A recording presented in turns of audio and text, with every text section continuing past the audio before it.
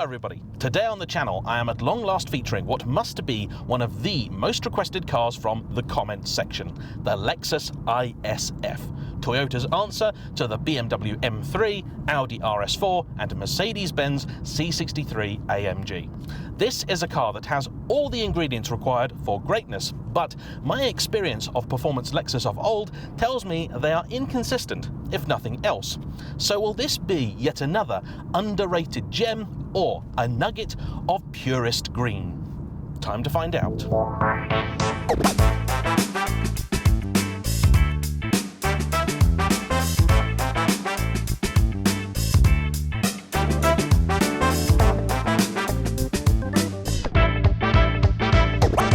The second generation Lexus IS landed back in 2005. It is essentially the smallest saloon car in their lineup and therefore a direct rival for the likes of the BMW 3 Series, Audi A4 and Mercedes-Benz C-Class. At that point in time, Lexus had never built an overtly sporting car, but in 2006 rumours began circulating that was exactly what they were planning to do with the IS. And eventually, in 2007, the IS F broke cover. This was the first car in the F family, later followed by the GSF, RCF, and most famously, the LFA. If today's video gets you on the hunt for your very own slice of Japanese goodness, don't forget to use CarVertical, the super-powered super search that's just had a bit of a rebrand and has introduced a new, even easier to read format for their reports. All you need is a reg plate, VIN number, and 60 seconds of free time. CarVertical works on both desktop and as a mobile app. It will give you all the information you want to know on any potential used car purchase, including accident damage, mileage issues, MOT failures from a range of sources across the globe. Best of all, for a 10% discount on the service, don't forget to use my code, which is JAYEMM.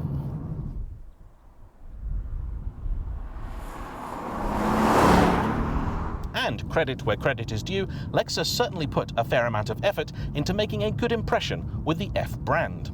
Though from the outside it's still a relatively understated car, there are still differences. The bonnet now has a pronounced hump in the middle. The bumpers, front and rear, are different, as are the wheels. It sits a whole inch lower than the regular IS and inherits the double wishbone front and rear setup of the regular car, which is leaps and bounds better than what BMW would have given you in an M3 of the time. Up front, you'll then find what has to be one of the greatest engines of the modern era, a 5-litre naturally aspirated V8 dubbed the 2UR GSE. It is mechanically very similar to the engine found in the LS460 and 600H, their flagship luxury saloons. And that was actually an excellent starting point because the engine already had 4-bolt main caps for high RPM stability, durability and low RPM smoothness. It also features a slightly over-square design, making it a natural choice for a sporting variant. As with many other great engines, Yamaha were consulted on its construction, so you have a forged crankshaft, forged conrods, titanium inlet valves, electronically controlled variable valve timing, and a 2-stage intake. At 3,600 RPM, a secondary valve opens, feeding the engine with even more air, gifting it not just better performance, but a little bit more noise too. The gearbox is an 8-speed automatic with tweaks specific to this car. It is built by Aisin, who are owned by Toyota, and from 2nd through to 8th, it will lock itself up for a more sporting feel. The car can allegedly go up a gear in 100 milliseconds and down in about 300. You can change manually, either using the lever down here, which unfortunately is orientated the wrong way, or with some very beautiful metal paddles mounted to the back of the wheel. Inside, the car has a few touches bespoke to the F, including some contrast blue stitching, a little patch of blue leather down here, some very nice seats that are not just comfortable but do seem to support you quite nicely too. However, when new, the ISF did have a couple of issues. First amongst which, particularly for Britain, was the badge. As far as anybody here is concerned, how could a Lexus ever be worth the same as a BMW, Mercedes or Audi? Even more problematically, they were actually asking about £2,000 more than the equivalent BMW, although they did at least give you equivalent performance. This engine produces 420 horsepower and 370 pound-foot of torque. That's around 500 Newton meters. So in power terms, neck and neck with the E92 V8 M3, but in torque terms, actually about halfway between that and the mighty 6.3-litre Mercedes C63. Perhaps the biggest issue though, and one that has stopped myself from buying one of these over the years, is the fact that rear space is very limited. I just can't get in the back of this car unless you get one of the front seats so far forward that would then be useless to anybody who'd need it. It's a shame really, because I have to say this car does do a lot right.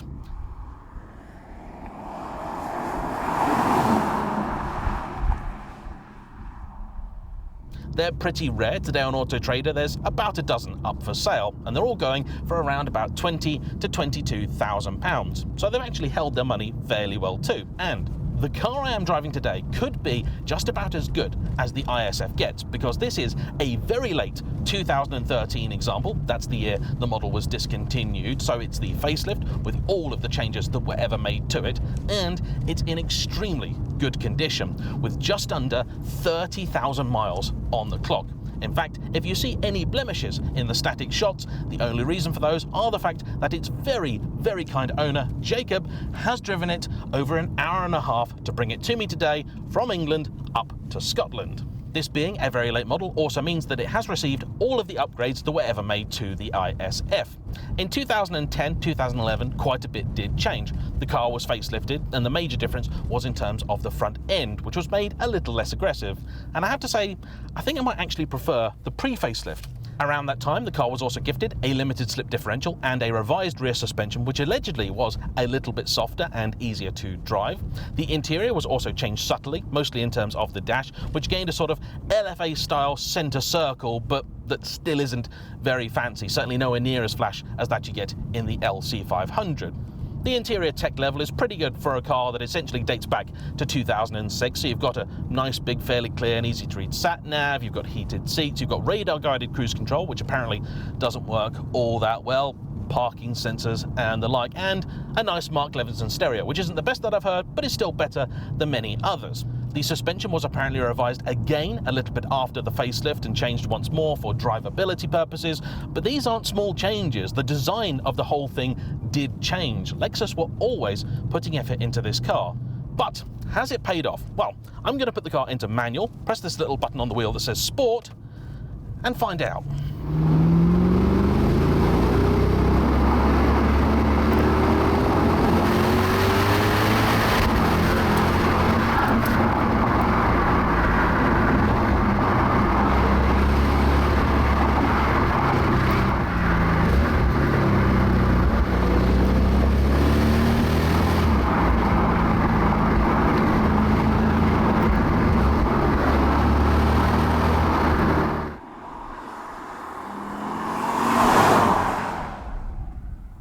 I am staggered. I really wasn't expecting much of this car, and I'll tell you for why. I love the LC500 to pieces, and I remember kind of liking the RCF as well, but the GSF was a massive disappointment, and I did worry that this would go the same way. However, it's not. Now, if you were to compare this with, say, an M3 or a C63, I can see why you'd walk away going, the Lexus is the worst of the bunch. But the fact is, it's really a car that just does things differently, not better or worse. Unless you're on a track, in which case both the M3 and the C63 really are out of their depths. Now I'm sure somebody out there is already sharpening their keyboard to tell me, but James, the M3 is a brilliant track car. Everybody knows this. How don't you? You had one. Well, yes, it is a brilliant track car after you've spent about 20 or 30 grand on it and thrown away half of the interior. But even so, anything relatively lightweight, Caterham, Ariel, etc., will just be better and go through components at a far, far lower rate. I don't live on a track, I live in the real world, places like this. And sure, here, the M3 would still carry a bit more speed, have maybe a little more precision in the steering, but this does not make the ISF a bad car. Where do we start? Well, let's start with that steering. It's actually got a fairly pleasing weight to it. It's all electric, so it doesn't have the texture or the feedback you get from a really well set up hydraulic rack, but it does give you confidence. The car turns in with a fair keenness. These Michelin Pilot Sport 4S tyres are finding plenty of grip despite the fact we've got very mixed conditions today. Even in the odd bend where I've put my foot down half expecting the rear to kick out, it hasn't. And for this sort of stuff where you've got nice long sweeping bends, it's an absolute joy. The suspension, it's passively set up, so at low speeds it is really quite firm. I was shocked when Jacob told me this was the car after they'd made it a little softer twice, because it does not feel like that at all. But once you do begin to pile on the speed, it does start to work a lot better. Sharp bridges and imperfections in the road are always an issue, a little bit more than in, say, the equivalent M3 and even C63, but doesn't do a bad job. The chassis itself certainly never seems unsettled, and it does feel very, very competent. This kind of stuff here, it's really good.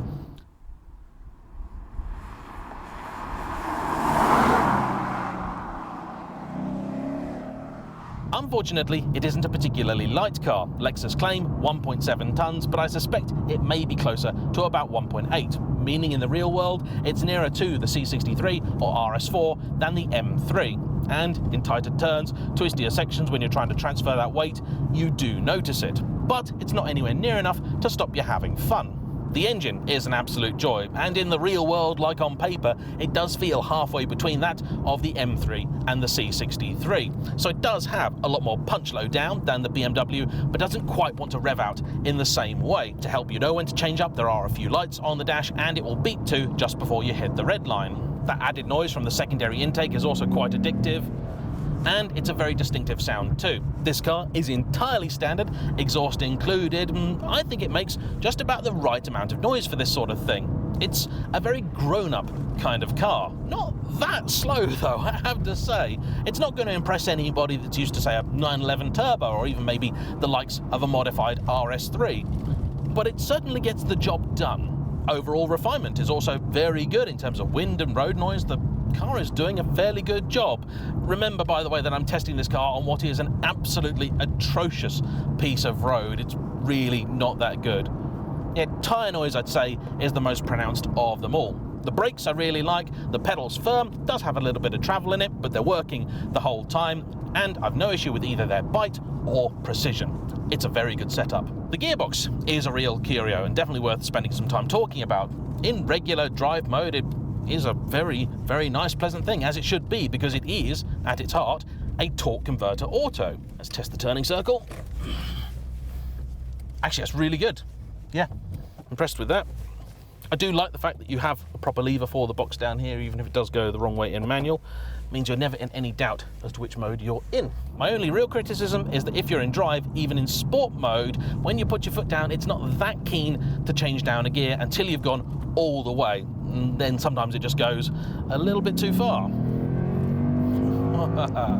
At the higher reaches of the rev range, and with a fair bit of throttle, I do believe this car's claimed 100 milliseconds for the gear shifts.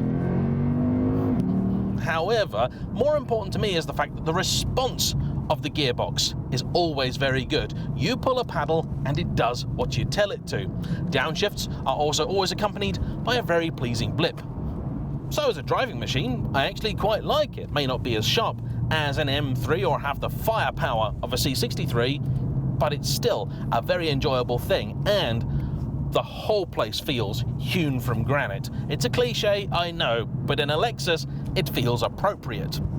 But what are the bad points? Well, at £20,000 to £30,000, it is still a more expensive proposition than an E90 generation M3. The C63, weirdly, is now the value option, and the RS4, depending on which generation you're looking at, could be either more money or less. However, I would say this car counters by being relentlessly reliable. Issues online about these are very few and far between. There'll be some that are common to all of the IS, but in general, they do seem to be fairly rock solid, and that's one of the things that attracted Jacob to it. In the entire time Jacob has had this, which granted has only amounted to about 3,000 miles over 3 years, there has only been one issue, if you could call it that, which is that there was a service bulletin issued for a slightly rattly timing chain on the engines. Apparently it never really fails, it just makes a bit of a noise when it's cold, but that was enough for Lexus to want to sort it. He takes the car to the main dealer, where servicing isn't particularly cheap, owing to the fact that it has 9 litres of oil in it, and Lexus dealer rates are not the lowest. But you do tend to get very good service, and he has no issues whatsoever with the way that he's been treated. which is more than I can say for many a BMW and certainly Mercedes dealership. Fuel economy is also, I would say, just about on par with its rivals, being mid-20s in most scenarios and maybe high 20s on a run. Unfortunately, it's also paired with a relatively small tank, about 64, 66 litres or so, which for a car that drinks like this isn't quite enough for me. But that I'd file under minor annoyance. Really, the only deal-breaking issue for this car remains the teeny-weeny back seats. The boot is a very good size, it's more than capable of taking just about anything I could fathom, but the rear seats, they just don't work. I mean, I literally cannot get into them if I've got this seat in my driving position. And though frustratingly, though I already knew that the back was going to be compromised, I wasn't quite prepared for the front to feel as cramped either. My head is nearly touching the ceiling, and those playing the JAYEMM drinking game, get your glasses ready. I am 5'10", but long of torso. I think that means someone's just downed a pint, but it's not great. I'm not in danger, but the seat is as low as it will go. So if you are particularly tall or even longer of torso, you may struggle.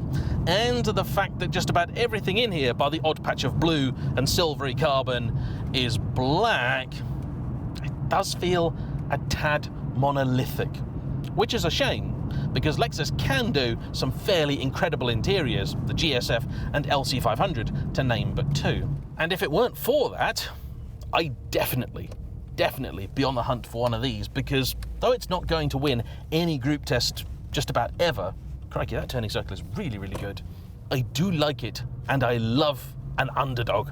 Very British thing, isn't it? And so, all that remains to be said is a big thank you to Jacob for bringing it out, and as ever, to you for watching. Don't forget to hit the like button, comment down below, and subscribe if you haven't already. I'll see you for the next one. Bye-bye.